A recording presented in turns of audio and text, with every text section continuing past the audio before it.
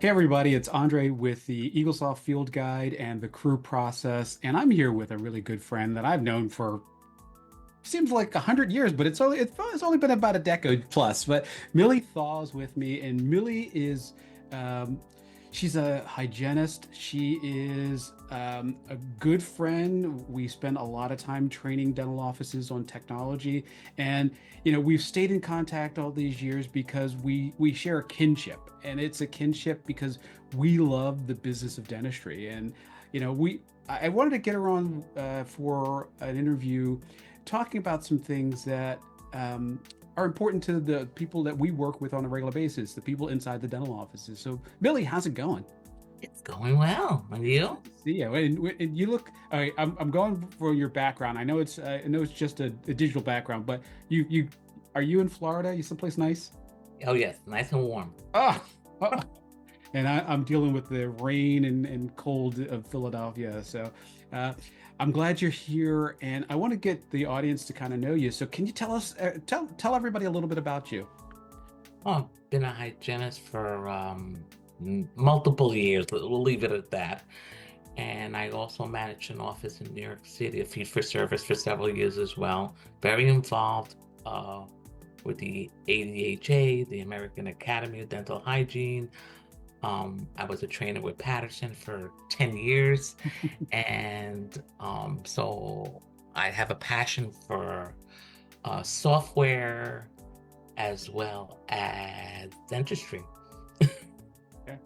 And I used to always, my home dental meeting is the New York Dental Meeting, the Greater New York Dental Meeting. So it's a one chance we got every year to make sure that we saw each other, other than other meetings and other different trainings. But it was our one thing that we got to spend time together. So I always miss that. I haven't been for the last, well, since COVID, because I just haven't been in the city that much since COVID. So it seems like that seems like it was yesterday, but it's been 5 years. 5 years. Yeah, boy, oh boy. So today we really, we were talking about topics to talk about, and one of the things that we're both very passionate about, and is the idea of offices properly using proper ADA codes and service codes, and we wanted to kind of have a talk about that. So start us off. What are you seeing? You've been a trainer after I was a trainer, so you've been in more offices on a daily basis than I go in about two offices a week. But tell me about what you're seeing with service codes. What I'm saying with service codes is they're not being updated. And I just don't understand why.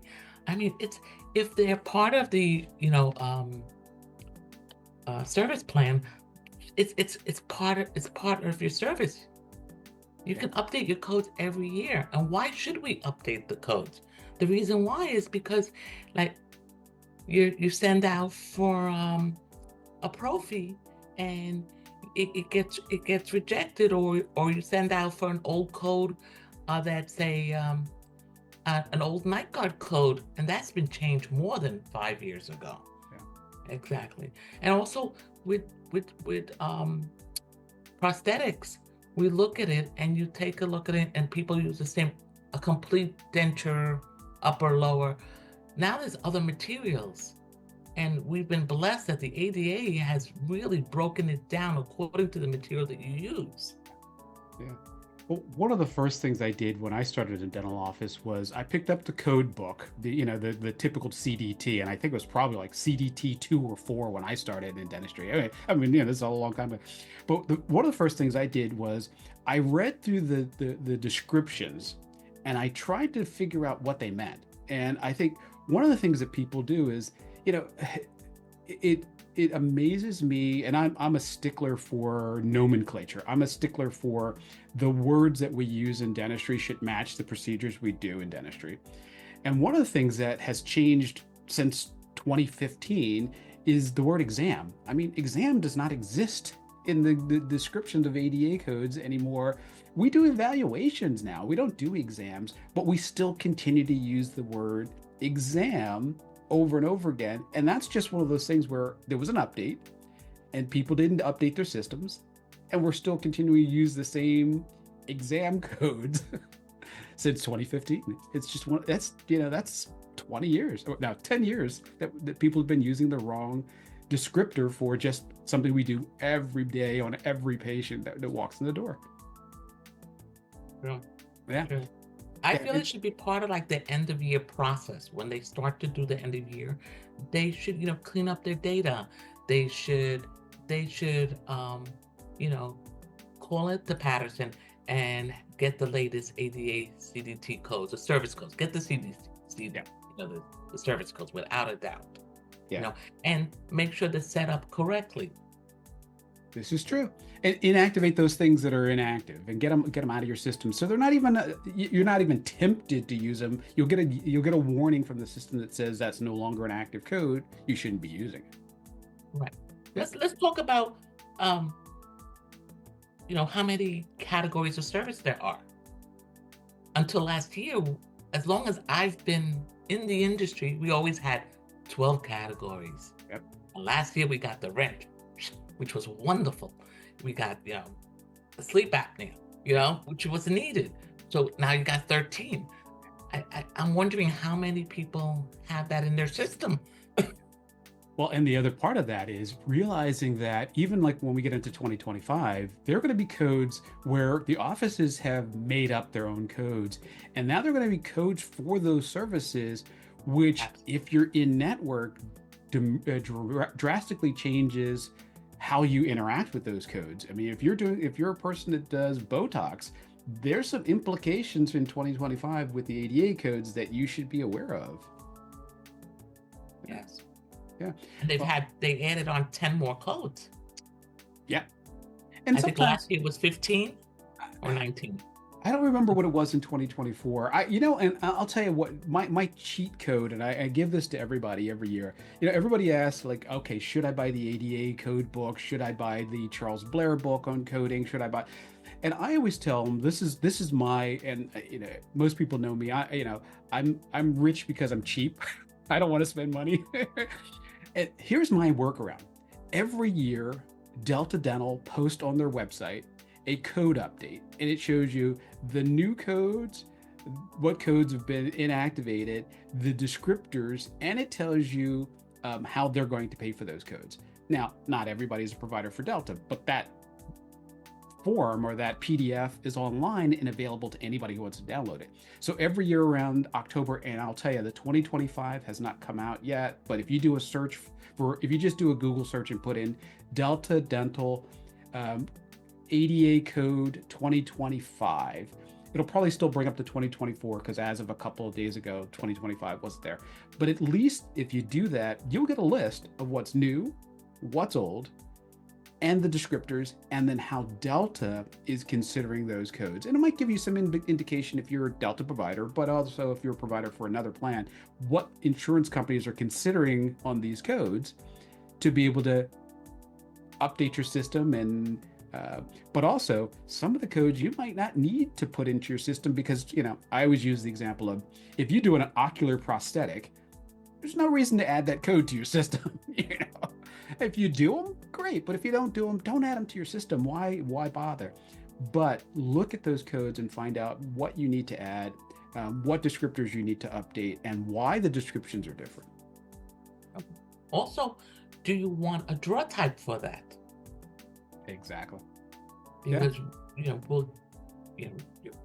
creating a lingual bar, and everybody's complaining about, I can't see the lingual bar in the chart module. Well, did you create a draw type? Yeah. And that's, as these codes progress, I mean, when implants were started being done in the, for general dentists, a lot of people didn't have draw types for implant crowns because that wasn't in the system when they started 15 years ago. So now it's time to update your system. And I think you made a good point. This is a great end of year project. This is a time most offices have that sort of Christmas week where they can do some updates. This is a great time to be able to update these codes, to have these things added to your system, to make a call into your support system. If you're a Patterson user, or if you're Eaglesoft user or any other software, this is the time of year to make that call to find out what should I be doing to update my system before the beginning of next year to be ready for 2025. Right. Or even if they say, like they're busy. They're slam dunked because everybody's trying to get into the practice Yeah. that this last 2 weeks. January 2nd, you're gonna get either emergencies or people that cancel. Perfect time. Yeah. Let the team come in and let's do this. Let's start the year fresh, right? I agree. Yeah. And I don't reverse it. Sorry. That's okay. I was just going to say, I love being, because my normal work year, I end the first week in December and I come back I start working again March 1st. It's called my hibernation time. And that's all I do is clean up and get ready for the next year. And I think every office needs to take that time to do it. That's a great suggestion. Also, consider doing it twice a year. Like, go through the system. When I was a hygienist, and the doctor would close for about 2 to 3 weeks in August, and I would say, "Can I just take time off?" Because I was bored. Yeah. So I found projects. I'm saying, "Okay, let's go to those treatment plans. Let's make the list of who we're gonna call. Let's just get this. Let's get it rolling for September, so we don't have anything, sitting in the wayside, and end the year productive." I think that I'm always a big fan of people who say, when I have a patient that cancels, I'm not getting on the phone to fill the schedule necessarily. Depends on the office. This is a great time to break down the operatory. This is a great time to clean up some of those projects. Just because you need to fill the day does not mean you don't have other projects that need to be done. I mean, how many people would love to just, remember the days of cleaning out the processor? I didn't like that. I didn't like that either. No, for me, it was always the amalgam trap that I no way in the world I would hire somebody just to do that. Yeah. Oh, yeah, the good I'm old the opposite. I would sharpen all the instruments. That's it. But that makes your job easier because you know what? A sharp instrument has a better outcome on treatment. So that's the kind of thing that is good use of time. And that's why, that's why when we were talking about projects and we talked about, concentrating on updating the service codes and the ADA codes, little things like that. If you think about, you send in the wrong procedure code, you get a letter back from the insurance 3 weeks later that says, no, we don't process that. And now you're waiting, and now we have an accounts receivable problem because we're not getting money. And now we have a billing issue because the patient's mad. And then we have another issue. And then they send a letter or they send a review to Google because you're not getting paid and you're sending them a bill. Think about the repercussions of just sending in the wrong procedure code long term and how that one thing could snowball into, the one bad Google review that you have in your office, True.